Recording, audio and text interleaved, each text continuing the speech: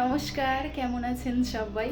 তো উঠে সকালবেলা হচ্ছে বাড়ির সমস্ত কাজ করে নিয়ে স্নান পুজো সব হয়ে গেছে। আজকে ভাবলাম যে প্রথমে এমনি খেয়েছি সকালবেলা উঠে ছোলা, তারপরে দুধ, এগুলো তো থাকেই, হালকা পাতলা খেয়ে, কারণ একেবারে খালি পেটেও এতক্ষণ থাকা যায় না।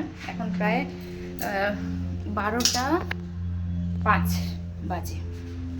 তো উঠে হচ্ছে সকালবেলা ও হালকা পাতলা টিফিন করে বেরিয়ে গেল, বললো দুপুরে আসবে। ঠিক আছে, তো এখন আমি বসে পড়েছি এখানে সবজি কাটবো বলে।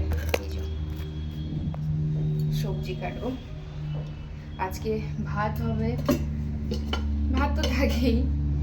ব্রকলি কেটে রাখছিলাম, অনেক দিন ধরেই ছিল, তো এই ব্রকলির কিছু একটা করব।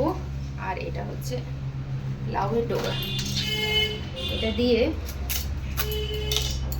ডাল করবো। ওটা তো টমেটো বের করছি এবার, খুব সুন্দর, মানে একদম শক্ত শক্ত ইসে নিয়ে আসছে টমেটো। ভাবছি এটা দিয়ে স্যালাড বানাবো, ফ্রিজে ছিল তো, তো সমস্তটা বের করে রেখেছি, কারণ ঠান্ডা ঠান্ডা খাওয়া যায় না।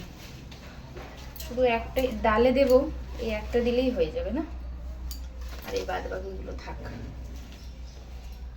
ও চচ্চড়ি খাবে বলছে, সেদিনকা করবো।